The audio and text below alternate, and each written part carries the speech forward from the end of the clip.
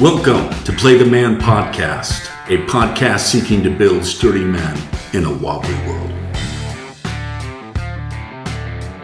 Welcome back to the Play the Man Podcast. I've got Pastor Peter Johnson, Pastor Shane Pennington with me today. And today we're going to ask what sounds like a fairly simple question, but it does come up occasionally, and I think it's a great conversation, is should Christians vote? And then I think a good follow-on question to piggyback on that would be, should Christians run for political office?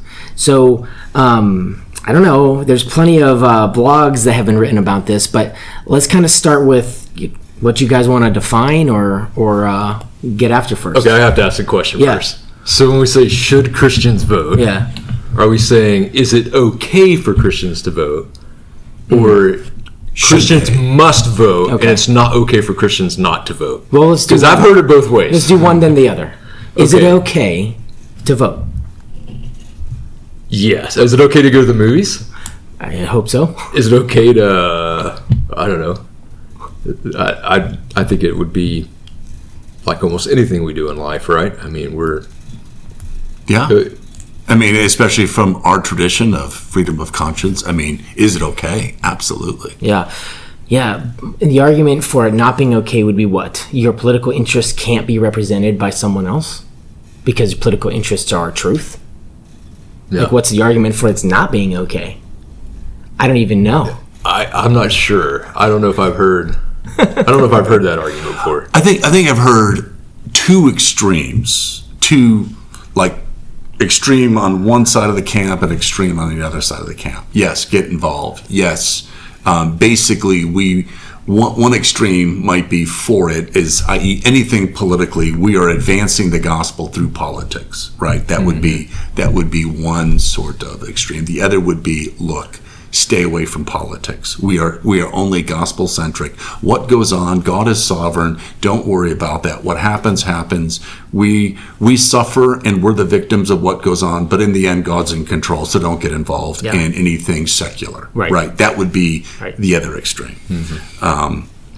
And I think, in Shane, you wrote up the question of there's a difference between should you vote, is it okay to vote, or must you vote? Or you're shirking your civic responsibility and Christian duty. Well, and I think that's the crux of the matter, where I was going to go. Like, what's your civic duty as a Christian, right? So you're living in community. You want to be salt and light. I always go back to Paul. When they didn't know he was a citizen of Rome and they beat him and they realized they just broke the law. Mm-hmm. Hey, Paul, if you could just kind of quietly slip out. Oh, no. You're going to escort me out showing that you were wrong, and I am going to actually play my citizenship card here. Mm-hmm. There was a reason Paul did that, right? That's not a perfect example, I know. But I think I would even argue it's your civic duty to vote. Yeah. I think, I had a friend kind of challenge me on this because there have been presidential elections where I have not voted in the general election, although I did vote in the primary.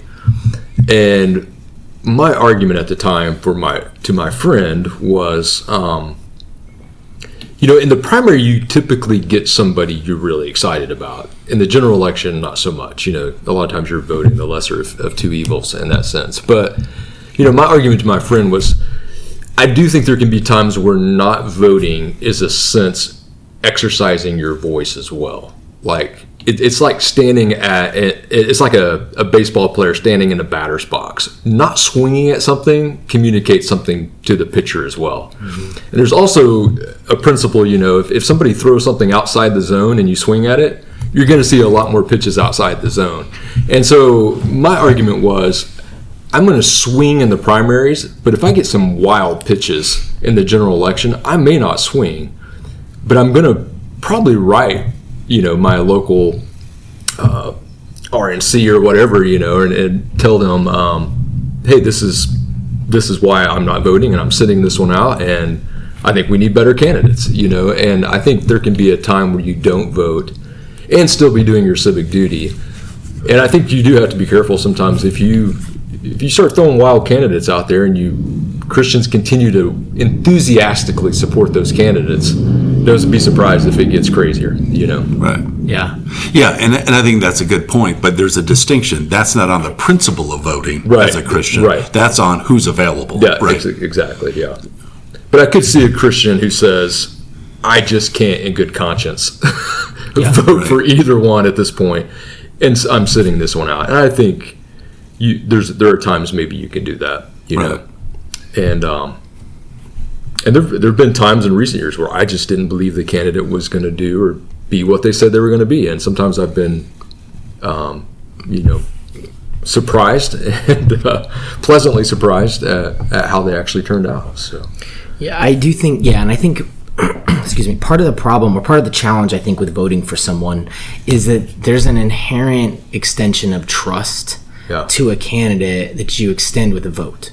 Like, you're asking something of them. There's a trade going on here, and you want them to represent something. Yeah. Right? Because that's the point. It's a representation of your political leanings or whatever you want to change legislatively or whatever. It's so hard to pick someone to extend trust to. And in the political mechanisms that we have by design, we have it as localized as it kind of makes sense, but it still feels very distant in the scheme of a presidential election, which is often because of how entertainment and infotainment kind of works. It's kind of the only election a lot of people pay attention to, but it's of the least significance.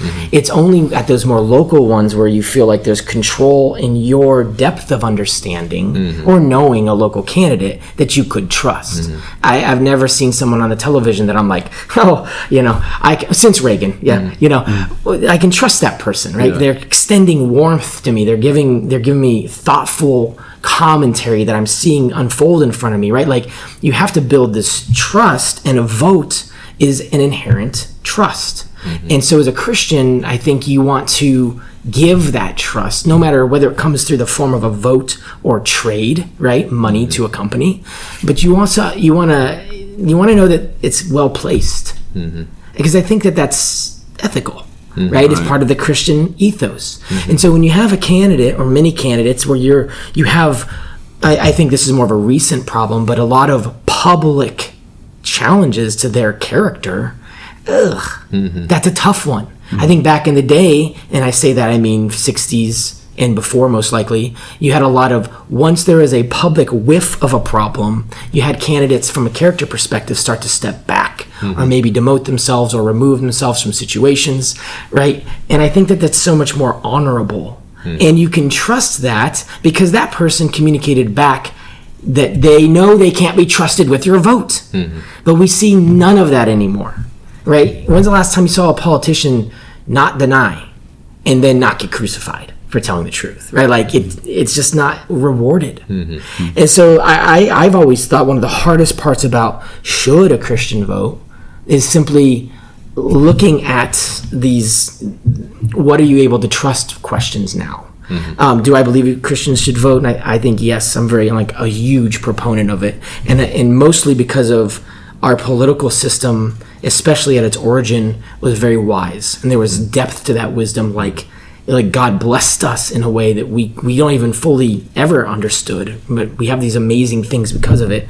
And I think Christians should be obligated to support that political system because it's brilliant, and it has been brilliant. That said, extending trust through a vote, that seems like every year it gets harder. Yeah. Well, I think something you said is important too. The fact that when we even talk about voting, immediately in our minds is the general election for president, right? I mean, it's like that is the thing. And so, if a Christian were faithful in voting in all the local elections, all the state elections, everything, and set out the presidential election, people would lose their minds. And then there's that one person who that's all they vote in, and they're like the faithful voter. And I think it is funny how much we put into that, but how much more probably those local elections affect our everyday lives. And Well, yeah, and I think that's a good point. You brought up, can I trust this person? Well, to figure out whether you can, whether to the best of your ability, takes homework, right? And I think of, we're talking about national elections, but how important this is with local elections. For instance, something very practical. So a family in Bartlesville, they would like to send their kids to a private school, but you know what, practically, that's just financially really difficult for them to do. Right. Well, then I think as a Christian, it's important, you have a vested interest and impact on who's running the schools, the local schools of your son or daughter, or both. Yeah. Right. And it takes some work, and I think that's a civic responsibility. Yeah. Yeah. And another thing that's happening today, I think of, and I didn't follow politics when I was young, but when you think back even to the 80s, the 70s, the difference between Republican and Democrat might have been things like interest rates, health care. It was kind of just political stuff. Yeah. But now it's, on one side will be transgender, abortion, LGBTQ, it's they're course adjustments, and they're becoming, there's a greater polarity now, and so, but maybe someone who's not for those issues are for other issues that you're not really excited about either, right?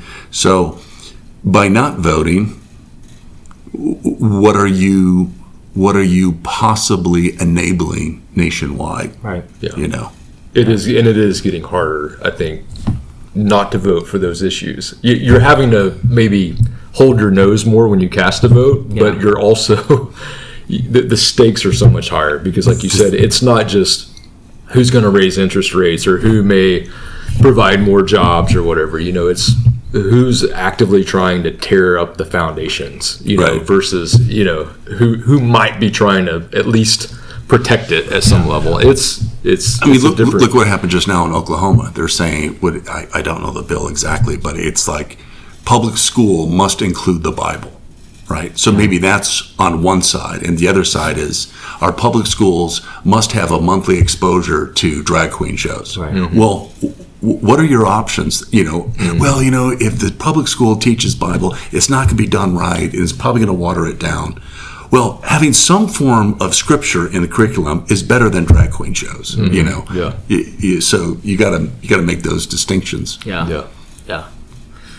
I was just thinking the other day, if Bill Clinton ran today, the 1992 version of Bill Clinton, like how excited we would be, Right. It'd be like, this guy kind of only fornicates every once in a while, and he's, for the defense of marriage, and like, and JFK seems to have a good economic head on his shoulders. And JFK would be hard right now. He'd be the extremist. Yeah, it is how times change. So, I do think a phrase I've heard and I've used around voting is lesser of two evils. Picking kind of your battles, if you will. And I do think it feels that way. But I will say, and you guys have kind of said this already, voting is casting an ideology to an extent, and because of how complex voting is, like you were saying, where it used to be about tax brackets, he's gonna he has to pay more taxes next year. Now it's like, do you believe people should die over this, right. And like, what? No, I want to vote on taxes still. But because of the nature of this, you almost have to tease out in conversation what you care about. I don't even feel like candidates are stump speeching anymore. Like, I don't even know what they're voting, what we're voting for per se, but you do need to know what you are voting for in that ideology stream. Right. And and I'd say, I vote party line Republican. I have, and I probably will for the foreseeable future. But within that group, I have very specific reasons. So if people want to go toe to toe, there's plenty of concepts I'd say, look, I don't think there's alignment in the party on that. I voted because I have a lot of libertarian friends, or at least I call them libertarian enthusiasts, because they're not really libertarians because they live lives in America, they can't live it all out entirely, but they talk like they're not a part of a party. basically. And they pin parties on me because like, that's how you should think, They're non-denominational, but they look a lot like They Baptists. do, right? Yeah, exactly. And they're serious. But it's this whole tease out the ideology. And I think one of the key things to tease out on the Republican side is free market capitalism as a important thing, because one of the most subversive things happening in our society, and it's been like this for a while, so it's a frog in a boiling pot problem, but socialism and fascism is like way common now. And we're not even calling it by its name. You know what I mean? Yeah. It's in almost everything I read and certain news articles and hear from people or the different folks younger than me, and I'm like, what? Why is that a common word? Like, why would you think that way? You actually govern your own life. Like that's how America's built. And I think that alone is a good enough reason to have political parties and to vote in a particular direction, because economic freedom is kind of the thing. Because once you've lost that from a historical perspective, you don't have ways to really climb back up that mountain without blowing the mountain up. Right. It's such a slippery slope.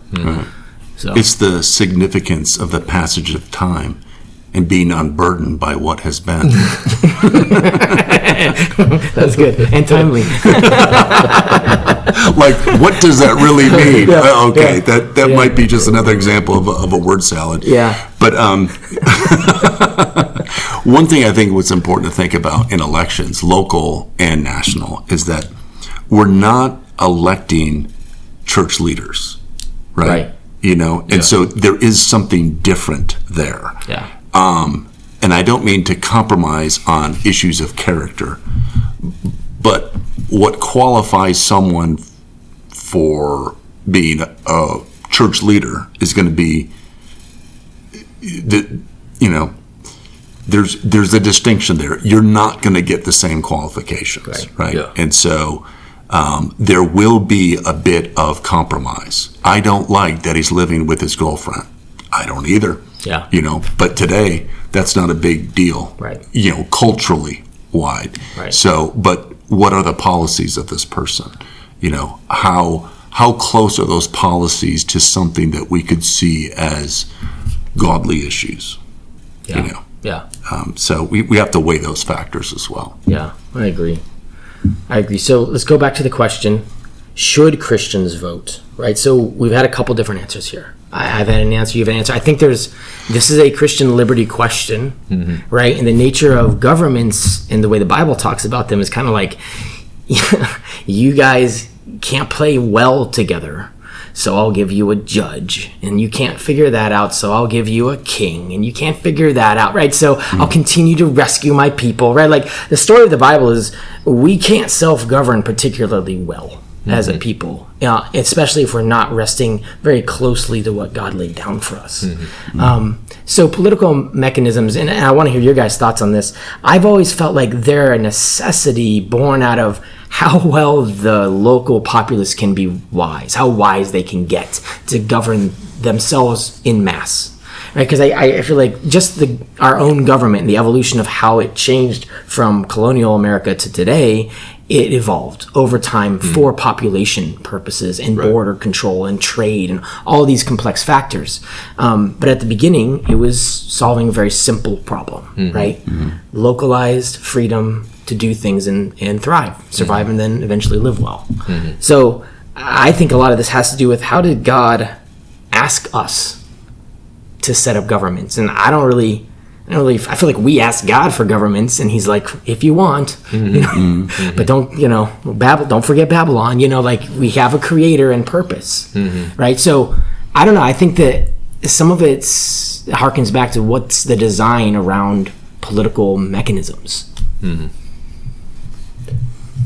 Well, I think that's one of the things that maybe makes ours preferable. Awesome.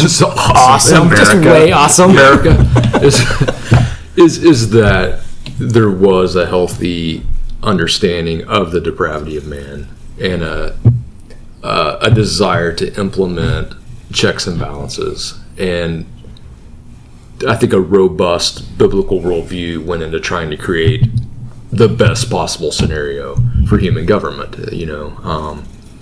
With mitigating efforts specifically on the issue of total depravity. Yeah, exactly. And going to scriptures like, the Lord is our judge, the Lord is our lawgiver, the Lord is our king, and saying we need 3 branches of government. We need the judicial, we need the king, we need the lawmakers. And so, I think I think the system that does try to mitigate human depravity and our normal tendencies to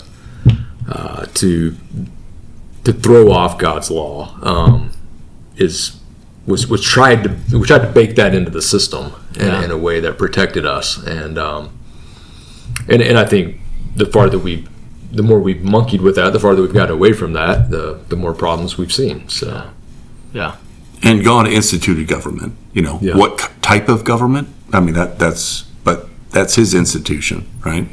And I think as Christians, we have an opportunity to influence that government, and I think we should, with the caveat that I fully understand that there might be times when someone says, this one, I'm going to abstain. Yeah. Well, that's their business, not mine.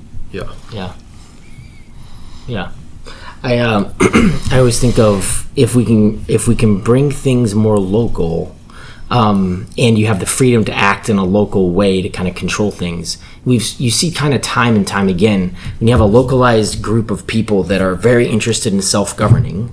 Then you build a strong community because you have all these sub-communities building out this larger community.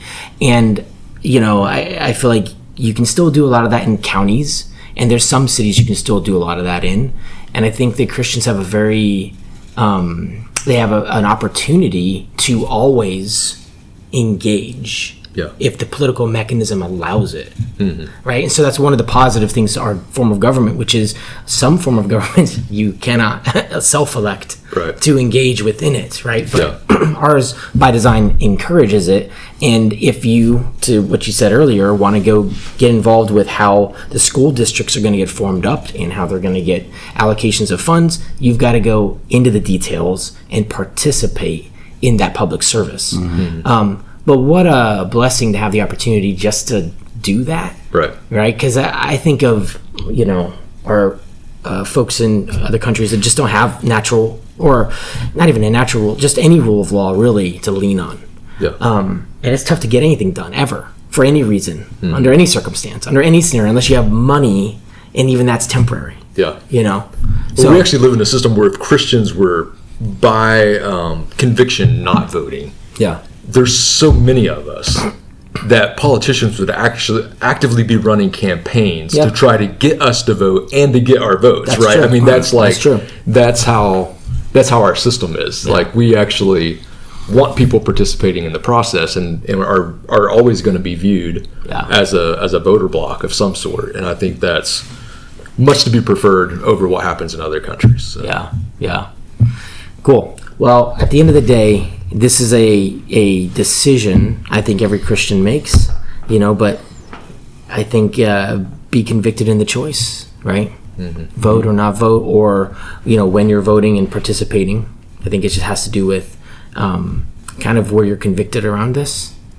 And then, if you don't vote, don't complain. Right. I mean, I think in this case, we're talking about playing the man. I think in this case, we're talking about having your voice heard in a particular way, in a political way. Right. And so I think it's your decision how you want that to look. But if you think it's very important to vote in your HOA, but not in your county, city, or nation, maybe something's askew. If it affects you in your front yard and how you live in your house, maybe broaden your horizons. So play the man. Vote. Just kidding. Or not. Oh, dang it.